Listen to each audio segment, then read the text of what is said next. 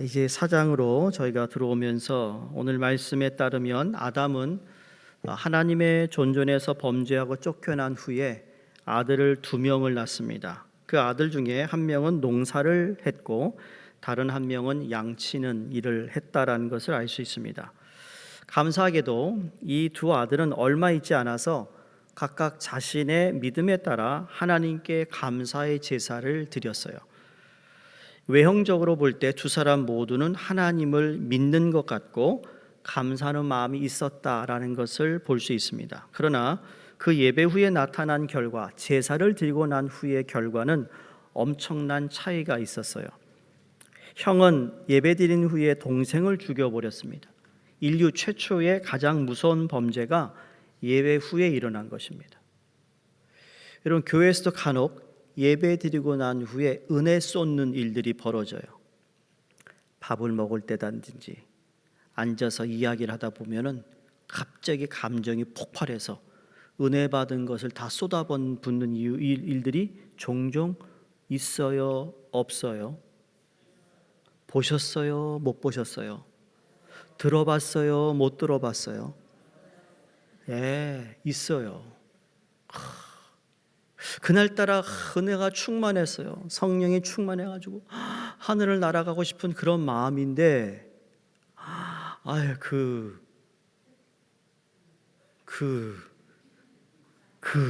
사람이 내가 은혜 받은 거를 그냥 어쩌면 저렇게 다 쏟아붓게 하는지, 그런 일이 있었어요, 없었어요? 남 얘기하지 마시고 있었어요. 지금 그거예요. 하나님께 제사를 다 드리고 난 후에 벌어진 일을 우리 기록하고 있다라는 거죠.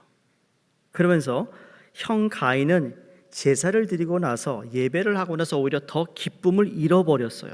그래서 성경에 더 분노로 가득 차게 됩니다.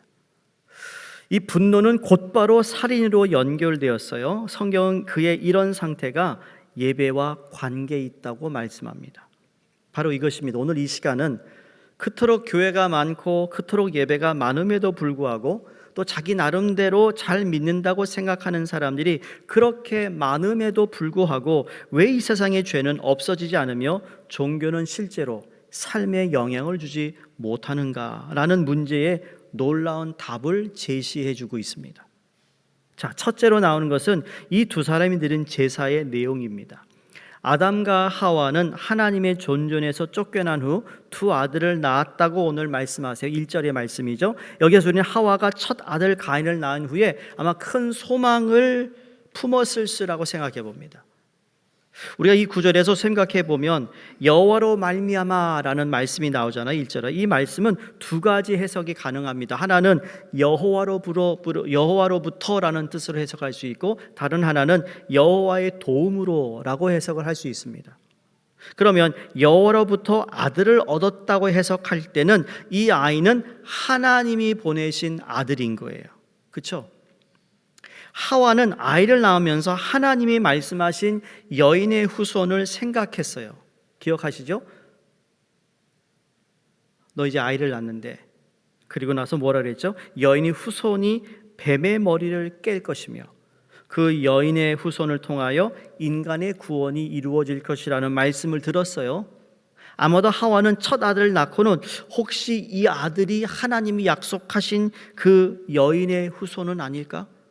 이 아이야말로 뱀을 찾아내서 그 머리를 깨고 정말 이 아이가 나 대신 저 뱀 때문에 내가 지금 쫓겨났는데 복수를 해주지 않을까? 생각을 안 했겠어요? 여러분, 중국 옛날 무협지, 옛날 성령이 나오는 치권 같은 거 보면 다 소림 36방 이런 거 잘 모르세요? 소림사에 관련된 강 방마다 그거에 대단한 이 고수가 하나씩 있는 거예요. 36방. 근데 이 사람이 36번째 방의 고수로 소림사에 딱 메스터가 되는 그런 영화예요. 제가 중학교 1학년 때 봤어요. 근데 주로 중국 영화는 뭐라고요? 복수혈전. 그리고 모르세요? 여러분 너무 이 섬에 사셔서 너무 깨끗하셔. 내 아들이 내 가문을 완전히 그냥 절단낸 누군가가 내 후손이 이제는 복수를 해줄 것 같은 그런 그거잖아요. 복수 혈전이. 그게 바로 아마 하와의 마음에 있었을 거라는 거예요.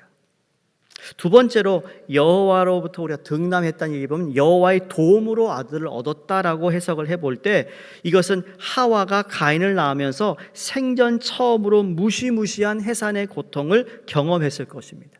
지금껏 이보다 더 큰 고통은 없었는데 죄를 지었을 때 하나님께서 네가 해산할 때 큰 고통이 있을 거야 하신 말씀이 와 닿지 않았는데 막상 이 아이를 낳는데 이 엄청난 고통을 경험하면서 여호와의 도움이 아니면 이 아이를 낳을 수 없을 정도의 의미가 있다라는 거예요. 그러니까 마침내 성공적으로 아이를 낳게 되자 하나님의 도움으로 아이를 낳았다라고 생각해서 아이의 이름을 가인이라고 지었습니다. 근데 하나 여기서 중요한 것은 여러분 가인과 아벨을 꼭 히브리어로 생각할 수 없는 것이 아담과 하와가 이때 히브리 언어를 사용했다라는 말이 없기 때문에 이 가인과 아벨에 대한 이름에 대하여 의미가 무엇이라는 것을 찾는 건 솔직히 적합하지 않다고 생각합니다. 중요한 것은 여호와로 말미암아 등남했다라는 겁니다. 자, 아담과 하와는 모르고 있었던 게 하나가 뭐냐면 자신들이 끌어들인 이 죄가 얼마나 무시무시한 것이며 얼마나 인간을 비참하게 만드는 것인지 아직 잘 모르고 있었어요.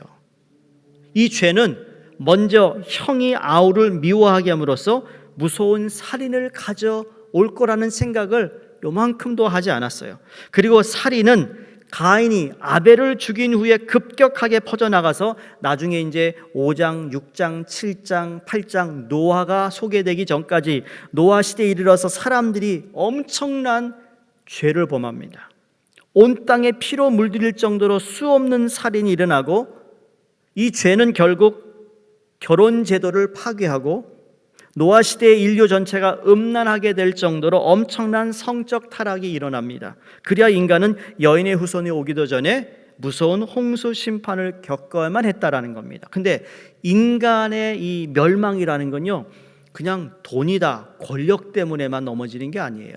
인간의 역사를 보면 다 성적 타락이 다 거기에 끼어 있어요. 오늘날 보면 성적 타락, 이것이 말세고 하나님이 정말 싫어하는 것 가운데 하나라는 거예요. 그러다 보면 아담과 하와는 죄를 너무 쉽게 생각할 수도 있었다라는 겁니다. 그러나 큰아들이 살인자와 범죄자로 드러났을 때 비로소 자신들이 선악과를 따먹은 이 죄가 얼마나 무서운 것인가를 깨닫게 되었다라는 거죠. 자, 2절부터 5절을 보세요. 그가 또 가인의 아우 아벨을 낳았는데 아벨은 양치는 자였고 가인은 농사는 자였더라. 세월이 지난 후에 가인은 땅의 소산으로 제물을 삼아 여호와께 드렸고 아벨은 자기도 양의 첫 새끼와 그 기름으로 드렸더니 여호와께서 아벨과 그의 제물은 받으셨으나 가인과 그의 제물은 받지 아니하신지라. 그래서 어떻게 돼요? 가인이 몹시 분하여 안색이 변하니. 자, 놀라운 사실은 아담의 두 아들이 각각 하나님께 제사를 드렸다라는 것, 참 중요하고 잘한 것이죠. 성경은 이 두 사람이 어떻게 해서 하나님께 제사를 드리게 되었는지에 대해서는 설명하지 않으니까 모릅니다. 그러나 그 제사의 결과를 알려주고 있어요. 그러니까 중요한 건 제사의 결과가 무엇인가를 기록한 이유가 있지 않겠냐라는 거죠. 하나님은 가인과 그 제사는 거절하시고 아벨의 제사만 받으셨다라는 거예요.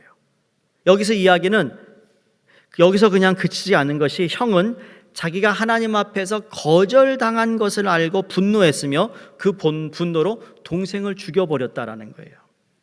그래서 자, 제가 창세기를 시작할 때 창세기는 첫째 누구를 위해서 썼다고 그랬습니까? 노예 생활하다가 애굽에 출애굽하여서 하나님이 어떤 분임을 다시 정리시켜주기 위해서 하나님이 모세를 통하여 이 창세기 이야기를 알려주시고 쓰게 된 거라고 그랬어요. 그러니까 여기에 모세가 이 사실을 기록하면서 무엇을 의도하고 있는지를 분명히 알아야 된다는 거죠. 그 첫 번째가 뭐냐면 제사라고 해서 모두 다 하나님을 기쁘게 하지 못한다는 사실이에요. 지금 창세기를 처음 받아서 읽고 있는 교인이 누구예요? 출애굽한 이스라엘 백성들이에요. 그들은 나름대로 제사를 드리고 있었어요. 온전한 제사는 아니지만 하나님의 백성이라는 걸 알기 때문에 노예 생활 가운데서도 하나님께 온전한 제사를 드려야 된다는 걸 알고 있었어요. 드리지 못하고 있었을 뿐이지. 그래서 제사라고 해서, 이 예배라고 해서 모두 다 하나님을 기쁘게 하는 것은 아니라는 사실을 이스라엘 백성에게 말하고 싶었던 거예요. 뭐 김간에, 이간에, 박간에, 정간에, 황간에, 또 뭐 있어요? 여기 강간에, 또 뭐 성이 뭐 있어요? 홍간에, 어디요? 장간에, 라간에 빠진 분 있어요. 또 끝나고 저한테 왜 나는 안 불렀어요? 그럴까 봐서 내가 지금 신간에 됐어요 이제. 그렇다고 하나님이 다 똑같이 받는 건 아니다라는 거예요. 기억하셔야 돼요. 하나님이요, 우리가 지금 예배를 주일날 드리는데 그 예배를 하나님이 다 받으면 좋겠는데 다 동일하게 받지 않을 수 있다라는 얘기를 하고 있는 거예요. 하나님께서 기뻐 받으시는 제사가 있는가 하면 받지 아니하시고 물리치는 거짓된 제사가 있는데, 이스라엘 백성들이 오해하고 있는 것이 무엇인가 하면 그들은 하나님은 제사를 광적으로 좋아하는 분이라고 생각했어요. 사람들은 하나님이 제사를 너무 좋아하시기 때문에 제사 드리는 사람이 어떤 상태에서 어떤 마음을 가지고 있든지 간에 제사만 드리면 하나님은 만족하는 분이 아닐까라고 오해하고 있었다라는 거죠. 마치 우유만 주면 아이들이 울음을 그치는 것처럼, 사탕을 주면 우는 아이가 그치는 것처럼 사람이 어떤 자세와 어떤 마음을 가짐을 가지고 제사를 드리는지 간에 멍청한 생각을 하면서 그동안 졸든지 마음에 죄를 품고 있든지 간에 그 몸만 가서 앉아 있으면 된다라는 생각을 가지고 있다라는 것이죠. 자, 가인과 아벨의 제사를 통하여 하나님은 무엇보다 중심을 보는 분이시라는 것을 우리에게 가르쳐 주고 싶은 거예요. 그래서 모세는 의도적으로 가인과 그 제물은 하나님께서 받지 않으시고 아벨과 그 제물은 받으셨다고 표현하고 있어요. 그 첫 새끼를 받았다고만 얘기하는 게 아니라 아벨과 뭐예요? 제물을 받았어요. 가인과 그 제물을 받지 않았어요. 그러니까 내가 하나님께 드려지는 시간, 내가 하나님께 드려지는 헌금, 내가 하나님께 와 드리는 한 시간의 예배는 그냥 예배의 형식이 아니라 뿐만 아니라 그 예배를 드리는 그 사람의 자세와 태도와 중심이 함께 하나님께 올라가느냐 올라가지 않느냐에 따라서 하나님이 받는 예배가 있고 받지 않는 예배가 있다라는 거예요. 이 사건을 통해 모세가 이스라엘에게 보여주려 하는 두 번째 교훈이 있다면, 참으로 하나님을 섬기려는 사람, 믿음으로 살려고 하는 사람은 그렇게 살지 않는 사람에게 미움과 박해를 당할 수 있다입니다. 나는 열심히 정말 하나님을 사랑하고 하나님께 예배드리고 내 온 마음과 정성을 다해 하나님께 드리고 싶은데 그렇지 않은 사람들이 나를 힘들게 한 때가 있다는 거죠. 그렇죠? 제가 신학교 때 한국에서 유학 오신 분들이 꽤 많았어요. 그 미국 토백이들은 별로 없었어요. 저같이 미국에서 자란 사람이 별로 없었거든요. 근데 친하게 지내던 전사님 네 분이 있었어요. 하루는 이제 저희가 1년에 한 번씩 그 마음 맞는 전도사님들하고 이제 수양관에 올라가서 금식 기도를 하고 이렇게 내려올 때가 있었어요. 그러면서 이제 서로 알아가는데 이 사모님 얘기가 너무 재밌는 거예요. 말을 너무 잘하셔요. 자기가 원래 은혜 받아서 학생 때 교회를 나갔는데 아빠가 교회를 못 나가게 하더래요.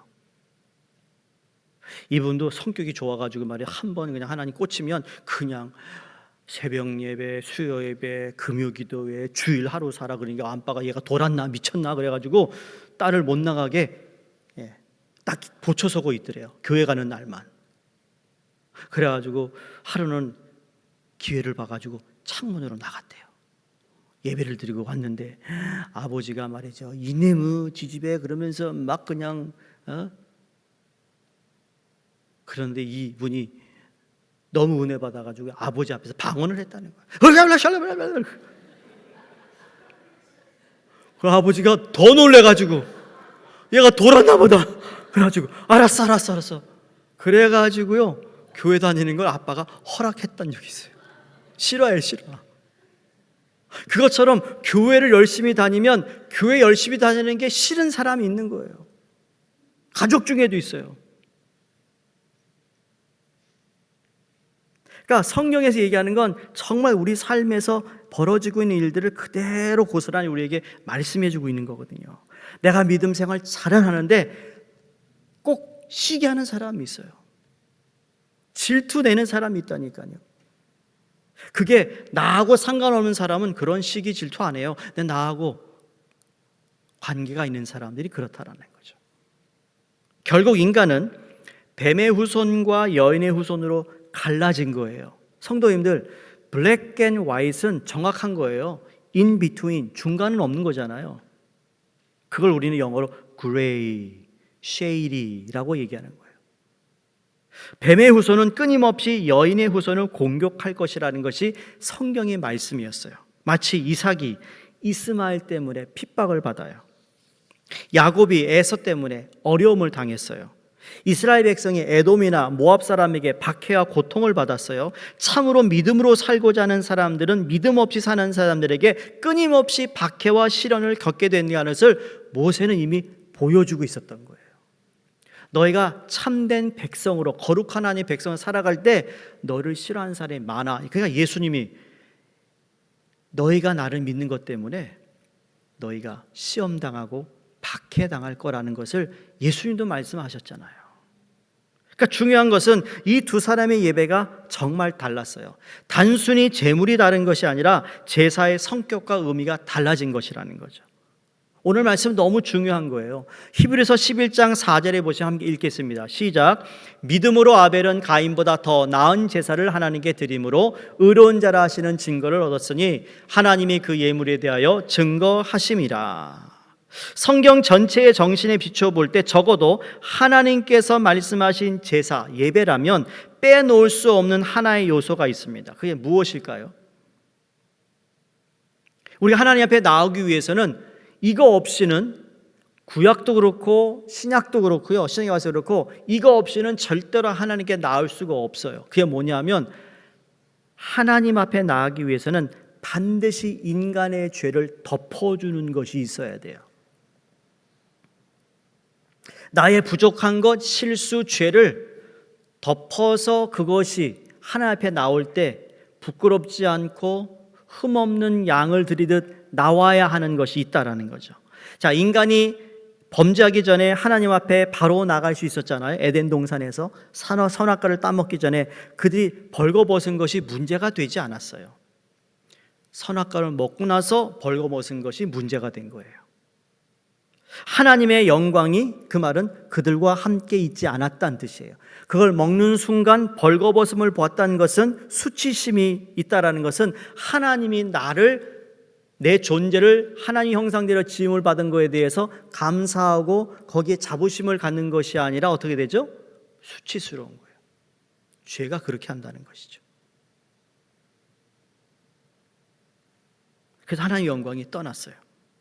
그러나 죄를 짓고 난 후 하나님 앞에 나아갈 때는 반드시 그들의 수치를 가릴 수 있는 어떤 것이 필요했어요. 자, 이게 복습입니다. 기억하세요? 선악과 따먹었더니 아담 하와가 어떻게 해요? 어머머, 그리고는 나무 숲에 미쳐서 어떻게 했어요? 픽추리 나무로, 그렇죠? 가지로 자기 몸을 가렸다고 했어요. 제가 몰랐는데 이런 픽추리는요, 픽추리는 우리 몸에 살에 닿으면요 아주 몸이 불편한 거래요. 이게 딱 달라붙든지 기름기가 나와가지고 이걸 씻어내야 되는지 이거 아주 거북하고 찝찝하다라는 거예요. 근데 그걸로 입고 있었던 거죠. 근데 하나님 어떻게 했어요? 그걸 벗어버리게 하고 가죽 옷을 입혔어요. 그러고 난 다음에 다시 하나님과 대화가 시작되는 거예요. 죄를 져서 나뭇잎으로 가렸을 때는 수치스러움 때문에 못 나왔는데 하나님께서 옷을 만들어서 입혀주고 난 다음에 다시 하나님과 대화가 이루어지고 있어요. 그게 뭐죠? 하나님이 그 죄를 가죽으로 옷으로 덮어주신 거예요. 너희가 수치스럽다고 생각하는 것을 하나님이 덮어주셔서 수치스럽지 않아서 다시 바깥으로 나올 수 있게 되었다라는 거예요. 이해하세요? 이게 너무 중요한 거예요. 그들의 수치를 가리기 위해 한 짐승이 죽어야 했던 것이고, 이렇게 하나님이 말씀하신 제사라면 그 안에서 반드시 죄를 가리는 요소가 있어야 되는데, 다시 말해 그 가죽옷을 입히기 위해서 그 어느 동물은 피를 흘린 것이에요. 가죽으로 덮든지 반드시 인간의 죄를 덮을 요소가 들어있다라는 것. 그러니까 참된 예배는 전적으로 하나님 말씀에 믿음으로 반응하는 것인데, 오늘 여러분 이 예배에서도 마찬가지예요. 우리가 이 예배를 나올 수 있는 것은 전적으로 하나님의 은혜, 그 전제가 뭐죠? 예수 그리스도의 보혈로 나를 씻어 주셔서 하나님의 존전에 나오게 되었다라는 거. 그렇죠? 그러니까 예배를 드리러 나올 때 하나님, 오늘 수요예배 나왔는데 지난 3일 동안 내 마음에 있었던 죄, 내가 잘못했던 것 용서해 주세요. 예수 그리스도의 보혈로 씻어주세요. 그 기도를 하는 이유가 바로 거기 있는 거죠. 그래야 내가 하나님께 드려지는 기도, 찬양이 하나님이 받으시는 거예요. 근데 그런 기도 없이 그냥 후닥 와가지고 늦었네? 어휴, 오늘. 그러니까 우리에게는 그런 시간 없이 그냥 예배에 들어온다는 자체가 지금 당장은 내 눈에 그 결과가 보이지 않지만, 그러나 이게 계속 그런 식으로 예배를 드린다면 우리는 하나님 앞에서 예배를 드렸다 하지만 하나님은 절대 받지 않는 예배가 될 수 있다라는 말씀을 하고 있는 거예요. 자, 그러면 가인이 드린 제사와 아벨이 드린 제사의 차이점이 무엇인가? 제가 지금 빨리 가는 거예요. 오늘 이거 정말 한 절 가지고 또 한 주 할 건데, 여러분이 목사님 언제 끝나요? 자꾸 그러니까 빨리 하고 끝내고 싶어서요. 농담입니다. 제가 그렇다고 빨리 끝내겠어요? 절 모르세요. 내 페이스로 갈 거예요. 네. 그럼 차이점이 뭘까? 자, 복습입니다. 여러분, 자꾸 지금 제가 많은 걸 지금 정보를 드리는 건데, 가인의 제사라고 얘기하고 아벨의 제사라고 그랬어요. 그러니까 내가 하나님께 드려지는 모든, 이게 뭐 헌금이 되었던, 시간이 되었던, 봉사가 되었던, 그건 그 사람의 중심과 같이 본다는 거예요. 헌금 따로 보고 그 사람 마음 따로 보는 게 아니라 그 사람의 마음, 중심을 보시는 하나님. 추론이지만 가인은 분명히 자신의 종교성을 가지고 예배를 드렸을 것이 아닐까라는 생각들을 학자들이 합니다. 추론이에요. 곧 하나님께서 곡식을 많이 추수하게 해주신 것에 대한 감사함의 종교적인 본성에 따라서 예배 드린 것이 아닐까? 그렇다고 해서 가인이 특별히 무슨 죄를 짓고 제사 드린 건 아니에요. 그러나 아벨의 제사에는 분명히 죄를 가리는 요소가 있었어요. 짐승을 잡아서 그 짐승의 기름을 하나님 앞에 태운 아벨의 제사에는 자신이 말할 수 없는 죄인이요 하나님의 긍휼 없이는 도저히 살 수 없는 버림받은 죄인이라는 고백이 분명히 들어 있었다라는 겁니다. 자, 여기서 한 가지. 우리는 과거에 제가 주일학교 들을 때 가인은 하나님께 그냥 뭐 농산물을 드렸고 아벨은 피를 흘렸기 때문에 하나님 이걸 받으신 거예요. 자, 그러면 농사를 짓는 분들은 어떻게 해요?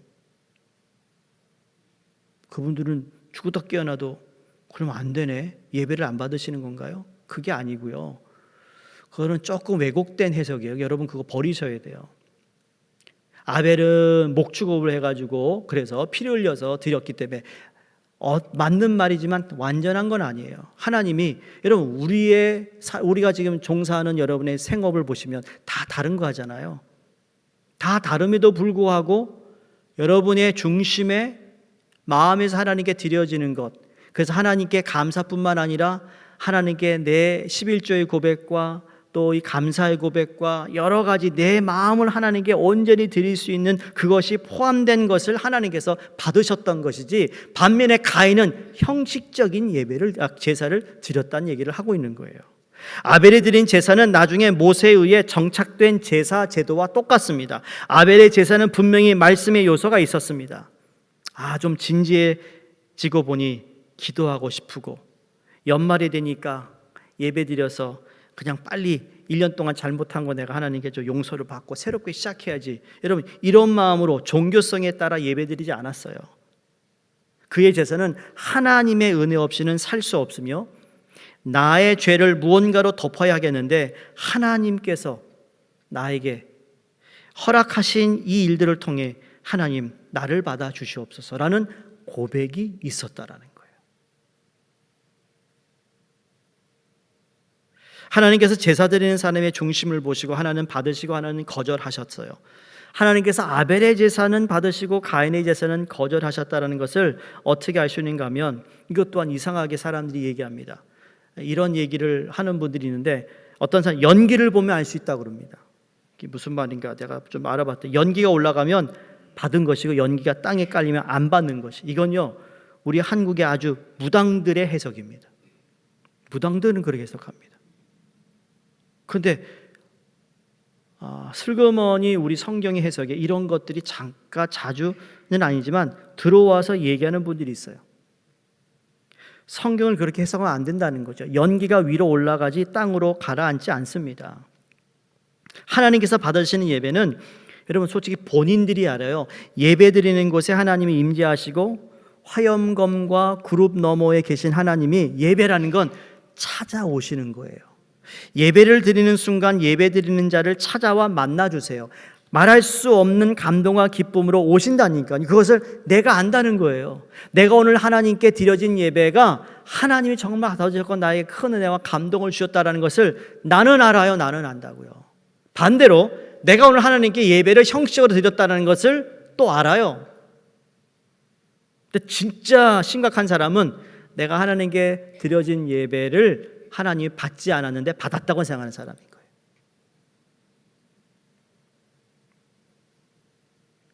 예배 드릴 때 자기 자신 외에 어떤 다른 요소가 개입하고 있다는 것을 자기가 알아요. 그렇게 진지할 수가 없고 그렇게 두려울 수가 없어요. 자, 예배를 드릴 때 마음속에 있는 분노와 여러 가지 악한 생각들이 깨끗하게 씻기면서 자기가 완전히 새 사람이 되는 것을 경험합니다. 이것이 바로 하나님이 받으시는 예배라는 거예요. 예를 들어 우리가 헌금을 할 때 그 헌금의 이름을 쓰는 이유도 거기에 있는 거예요. 하나님 나를 받아 주시옵소서. 믿으세요? 나는 이름 안 써요. 알리고 싶지 않아요.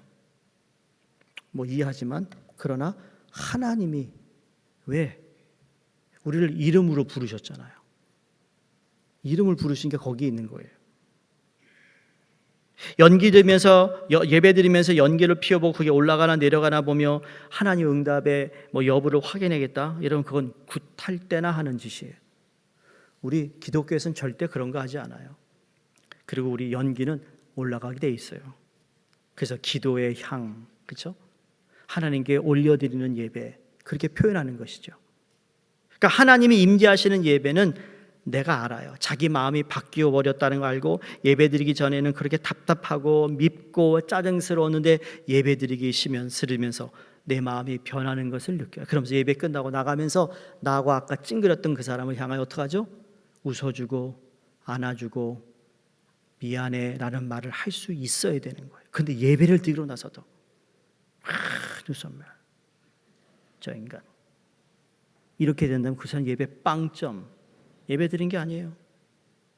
그러니까 여러분 예배 전에 절대로 마귀짓 하지 마셔야 돼요. 예배 전에 자꾸 나에게 말이에요. 신경 쓰이는 일. 그래서 자기 장로님들의 부탁을 예배 전에는 어떤 불나기 전까지는 저한테 어떤 사건을 얘기하지 마시라고 제가 부탁드리죠. 왜? 예배 지장이 돼요. 지금 목사뿐만 여러분도 똑같이 생각하는 겁니다. 아담이 에덴 동산에 있을 때 하나님이 방문하시는 것을 느꼈다고 그랬잖아요. 그래서 낮의 바람, 하나님의 바람이 불 때는 뭐예요? 하나님 오셨구나. 그리고 아담과 하와가 동산을 거느렸어요. 근데 선악과를 따먹고는 어떻게 했어요? 그 에덴 동산에서 하나님이 찾아오세요. 다시 바람이 부는데 안 나타나잖아요. 얘네들이 어디가 있어요? 숨어 있었던 거예요. 왜? 죄 때문에, 부끄러워서.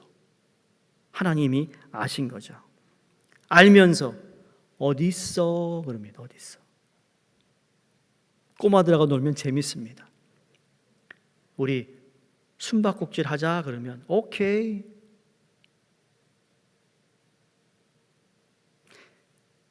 20 seconds later 나 찾으러 와 그럽니다. 그렇죠? 저 옛날에 우리 애 딸하고 많이 놀았어요. 아빠 20 seconds 있다가 찾으러 와 그러면 오케이. 그럼 카운트합니다. Are you ready? 그러면 ready 그럽니다. 숨어서. 조금 나이 들면 얘기 안 해요. 그러면 이제 제가 어딨지? 어디 있는 거 다 알아. 근데 어딨어? 물어요. 하나님의 마음이죠. 그렇죠? 예배가 그런 거예요. 우리가 하나님께 나와 예배 드리는데 하나님이 너 어디 있니? 물어요. 네 마음이 어디가 있니? 생각이 어디가 있니? 날씨가 좋으니까 저 푸른 초원 위에 구름 같은 집을 짓진 않지만 저 푸른 초원 위에. 그게 저 오늘 처음 들었어요. 땅 파기 하러 간대요. 땅 파기. 모르는 분들 모두 그분은 골프 안 치는 분들이에요. 골프 치는 분 땅 파기가 뭔지 안다고 그래서 땅 파기가 뭐예요? 이 골프채를 휘용할 때 땅을 친대잖아요. 그래서 아니 공을 치는 게 아니에요. 왜 땅을 치죠? 그랬더니 아이 거기 딱 맞는 그게 있대요. 각도가. 그래서 땅 비게 촥 땅이 이렇게 해도 된대요. 그래서 알았어요. 치지는 모르지만 원리는 안다고요. 자, 다시 말씀으로 돌아옵니다. 하나님이 우리 가운데, 그죠? 이 하나님의 바람이 불 때 이미 알아요. 그 말은 내가 지금 잘못하고 있다는 것을 알아요, 몰라요? 알아요. 예수 믿는 사람 더 잘 알아요. 왜? 우리 안에 성령이 계시니까. 남을 미워하고 있는 것 내가 알아. 질투하는 것 알아요. 이거 하면 안 되는 거 알아요. 성령의 바람이 얘야 어딨니? 그러니까 하나님은 우리가 하나님 받으신 예배는요 하나님이 우리를 찾아오시는 예배예요. 하나님 받으신 예배를 드릴 때 화영검 넘어 계시며 그룹사에 계신 하나님께서 직접 우리를 찾아오시는 거예요. 에덴 성에 들어오지 못하도록 화영검을 놓으시고 그리고 거기에 보초를 쓰셔가지고 들어오지 못하게 하는데 제사를 할 때 예배를 드릴 때 하나님이 그걸 뛰어넘어서 오신다니까요. 그만큼 하나님 우리를 사랑하시는 거예요. 그 예배를 하나님이 받으신다는 거죠. 예배 드리는 나의 자세가 그렇게 진지할 수가 없어져요. 과거에 대한 두려움이 완전히 사라지고 마음속에 있는 분노가 없어지고 완전한 새로운 마음으로 되어버린다는 거죠. 내가 화내나 안 내나 한번 때려박을 정도로 분노가 싹 없어져 버린다는 거. 그게 예배의 성공 중에 하나예요. 예배를 시작할 때는 저 죽일 놈 살릴 놈 하며 씩씩거렸는데 하나님이 찾아오셔서 내 감정에 내 마음에 평안을 주시고 사랑이랑을 주시고 은혜를 주시면서 그렇지 나도 한때 죽일 놈 살릴 놈 했는데 누군가를 통해 내가 그랬다면 하나님 내 마음을 바꿔주세요. 이런 그런 기도를 하고 예배의 자리에 나가면 성공한 왜? 하나님을 만났으니까. 그러면 우리 참 하나님 앞에서 알게 모르게 지은 죄가 많아요. 예배를 드리면서도 뻔뻔하게 예배를 할렐루야 그러고 나가면서는 똑같이 밥 먹으러 줄 섰는데 쌩 네? 이런 느낌을 줄 때가 있잖아요. 예배 드리면서 누가 내 옆에 무엇을 하든지 상관없어요. 하나님께 예배 드릴 때 물론 예배 방해가 되면 안 되겠지만 내 마음 하나님께 올려드리는 손을 올리고 찬양하는 거 얼마나 아름다운 거예요. 자긴 못하면서 왜 손 올리는 걸 가지고 이렇다 저렇다 하는 거 그거 너무 부끄럽지 않나요? 똑같은 거예요. 다윗이 언약궤가 들어올 때 너무 기뻐가지고 춤을 추고 노래하는데 바지가 벗겨졌어요. 그거를 흉봤던 것처럼 말이죠. 흉보는 거 아니잖아요. 우리 학생들 비디오 제가 찍었어요. 연합수련회 갔는데 뒤에서 찬양하고 하는데 뭐 맨날 생나더라고요. 그냥 뛰어대는데 말이죠. 그 모습이 아름답잖아요. 하나님 앞에서 뛰는 거예요. 하나님 앞에서 펄쩍펄쩍 뛰는 거예요. 그게 아름다운 것. 얘네들이 어쩔 줄 모르는 거예요. 그렇지 않아도 자기 안에 있는 이 분출을 해야 되는데 그렇게 하나님을 찬양하는 거. 첫날부터 그렇게 찬양하더라고요. 그렇게 하나님께 드리는데 만약에 누가 찬물, 야, 왜 뛰는 거야? 뛰지 마! 그러면 이제 그 예배 아리오스 끝나는 거예요. 왜 찬물 견진을 하냐고요. 교회에서는 찬물 견진을 하면 안 되는 거예요. 특히 예배 때는. 자, 아벨은 이것을 경험했다라는 거죠. 그 에덴 동산에 쫓겨난 그 자리에서 하나님을 만나고 있으며 하나님을 경험했다는 겁니다. 하나님이 불칼을 넘어 찾아와 주신 것을 아벨은 알았어요. 그러나 가인의 예배는 철저하게 인간이 연출한 작품처럼 보였던 거예요. 형식된 거. 예수님이 늘 지적했던 이 바리새인들아, 사두개인들아, 무덤에 회치를 하는 자들아. 아벨의 이야기를 듣고 가인은 놀랍게도 자기의 예배가 거절됐다는 걸 알았습니다. 하나님이 가인에게 야, 네 예배 안 받아, 이게 말씀한 게 아니고요, 아벨하고 대화를 했거든요. 아벨이 하는데 아벨의 마음에 이런 너무 감동이 있는 거야. 하나님이 나를 찾아오셨고 내가 느꼈어, 형. 근데 가인은 하나도 못 느꼈거든. 그러니까 금방 아는 거예요. 하나님, 내 제사를 받지 않았네. 자, 그런데 한 번 안 받았다고 가인이 아벨을 죽였을까요? 여러분, 뱀이 하와에게 한 번 와서 먹으라고 했을까요? 그럼 꼬시는 사람이 한 번 와서 꼬시나요? 또 우리 형 얘기해서 죄송한데, 옛날에 저 장난감을 사주면 전 장난감을 잘 good 컨디션, 그 영어로 mint 컨디션에 쫙 박스에 넣어놓습니다. 저희 형은 꺼내가지고 막 그냥 막 부딪히고 스크래치 나고 이걸 가지고 놀다가 그 다음에 잠을 자네. 영송아, 너 나하고 장난감 바꿀래? 그럼 내가 싫어. 아, 내가 2개 줄게. 넌 하나고. 싫어. 3개 줄게. 아, 치사하게 그래요. 어? 우리 형이.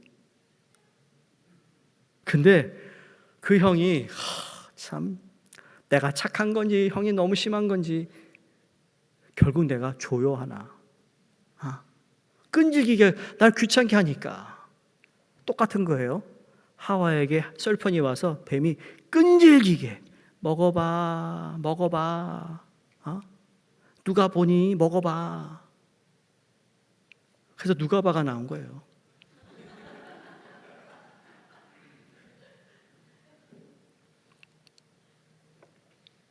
똑같이 그러니까 가인과 아벨이 제사 드릴 때 한 번 제사 드린 걸로 했겠어요? 아니요.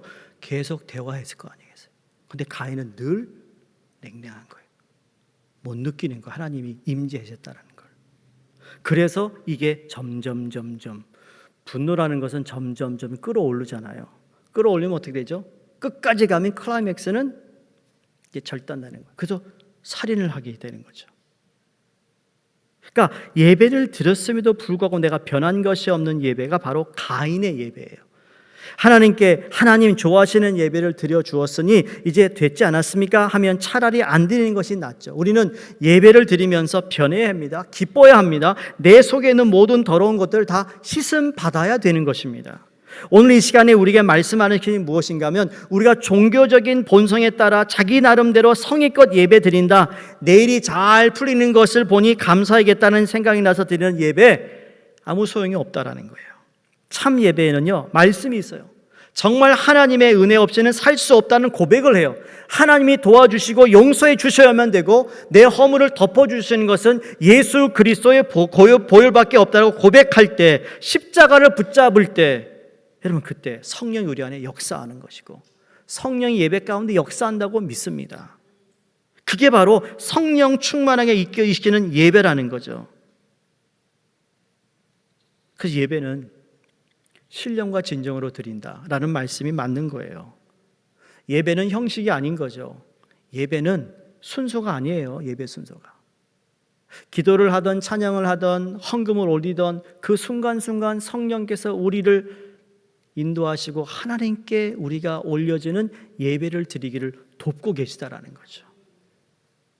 저는 예배 드리면서 새로워지는 경험을 많이 해야 된다고 믿습니다.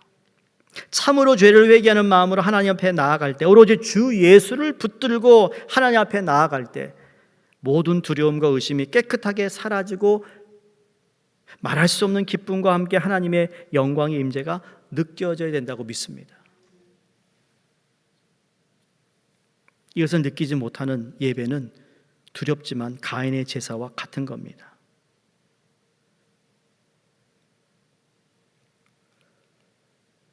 그 소리는 말씀, 기도, 아주 기본적인 것을 제일 잘해야 됩니다. 기도, 말씀. 훈련 받으신 분 마찬가지잖아요. 훈련할 때는 내가 뭔가 훈련 다 끝났어요. 지금도 저 말씀이 이런 거였구나 라는 감탄이 나오는 줄로 믿습니다. 네? 날씨가 더우니까 해해지는 것 같은 느낌을 받아요. 제가 지난 주일날 그랬어요. 지난 주일날 제가 느낌이 딱 분위기가 해해지는구나. 다시 우리 마음을 가다듬고 제일 기본적인 말씀. 한국의 교육의 문제가 뭐죠? 학교 수업 담임 선생이 가르치는 것에 신경 안 쓰고 학원에서 받는 거 가지고 대학을 가는 걸 하잖아요. 여러분 이게 얼마나 나쁜 건지 아세요? 담임 선생이 담임 선생처럼 보이지 않는 거예요. 자, 그러면 학원을 가시는 특권이 있는 애들은 학원을 가지만 특권이 없는 아이들은 어떤 거죠? 이건 unfair한 에듀케이션이에요. 이미. 저는요, 제가 여러분의 말씀을 나누고 여러분이 말씀을 읽고 그리고 기본적인 것만 해도요, 우리는 충분해요. 이미. 그래서 제가 특별히 부흥회 같은 걸 자주 안 해요. 나는. 우리 성도님이 기본적인 걸 하면 부흥회가 두세 번 하지 않아도 우리 마음속에 성령이 계시고 역사하시기 때문에 때로는 우리에게 필요하죠. 모멘텀이 필요하기 때문에 그런 부흥회를 하지만 그냥 부흥회에 목숨 걸지 않아요. 여러분 부흥회에 목숨 거는 거 아니에요. 훈련에 목숨 거는 거 아니에요. 그건 우리가 잘할 수 있도록 힘을 북돋아주는 역할을 할 뿐이지. 그러나 그것이 끝난 후에 예배 마친 후에 우리의 삶에서 꾸준하게 말씀과 기도의 생활이 이어지면 그 자체가 에덴 동산에서 하나님의 낮바람이 불 때 하와와 아담이 주님과 거느렸던 것처럼 그 경험을 할 수 있다고 믿습니다. 그러니까 예배에 충실, 기도에 충실, 말씀에 충실하면 되는 거예요. 그러면 하나님께서 그 일을 하실 거니까 내가 뭘 하겠다고 인간적인 생각으로 작품을 만들어낸 게 아니라는 거죠. 이미 우리는 작품이거든요. 하나님이 우리를 형상대로 지으셨으니까. 그러므로 사랑하는 성도님들, 예배를 통해 은혜가 넘치는 예배를 위해 기도하시고 신령과 진정으로 예배드리는 자가 많아지도록 기도해 주시고 처음부터 마지막 시간까지 예배에 하나님 성령의 흐름으로 은혜의 흐름으로 지루하지 않고 그 시간마다 하나님이 주시는 놀라운 은혜를 경험하게 하시고 깨닫게 하시고 보게 하시고 듣게 하셔서 오늘 정말 하나님이 우리 예배를 받으신 것 같아. 그냥 나를 위로하고자 하는 얘기가 아니고요. 정말 하나님이 나에게 이걸 통해 나를 오늘 또 터치해 주셨어 라는 간증이 이런 목장 모임 때 하면 얼마나 좋겠어요. 그렇죠? 그게 우리 공동체의 모임이에요. 제가 어제 오늘 제가 이 교회에 와서 BBS 두 번째 봤잖아요. 작년보다 이번에 더 멋있게 한 거예요. 어떻게 그런 아이디어가 나올지. 데코레이션 한 거 보면요. 정말 기가 막혀요. 별로 돈 나가지 않는 소품을 가지고 저렇게 할 수 있는 거 보면 대단하다. 그 BBS 미트를 이번에 데이튼 난민 선교회가 그대로 할 거잖아요. 네? 이틀 3일 하기 너무 아깝다. 가능하면 선생님들은 안 좋아하겠지만 며칠을 더 하면 더 좋겠다는 생각을 하는 거예요. 아이들이 그냥 얼마나 또 잘 먹는지, 정말 뉴욕에 정말 잘 먹어. 애들도 잘 먹어요. 근데 그걸 다 섬겨주시는 분이 계시니까 얼마나 감사한지 몰라요. 복 받은 거예요. 그러니까 더더욱 우리 자녀들이 잘 되도록, 우리 연합수련회도 학생들이 오늘 왔는데 다들 피곤한데요. 얼굴은 밝아요. 눈은 자오름 지민 잠을 못 자가지고 애들이 안 잤겠죠. 뭐 하루에 2-3시간밖에 안 잤겠죠. 근데 얼굴은 밝고 은혜 받았다는 얘기죠. 알잖아요. 여기 보니까 여러분들 훤하시네. 예. 우리 김은덕 사모님 병원에서 퇴원하셔서 감사합니다. 건강한 모습으로 오늘 또 내일 가신다는데 기도하겠습니다. 오늘 찬양을 합니다. 찬양하면서 기도하고 싶은데요. 우리 찬양팀 올라와 주시고, 주로 이 찬양은 우리 주일 예배 제가 수직 찬양으로 드리는 찬양인데, 오늘 말씀을 생각하면서 이 찬양이 생각이 떠올라서 예배 이 찬양을 드리고 또 우리 기도하고 또 축도로 예배를 마치려고 합니다.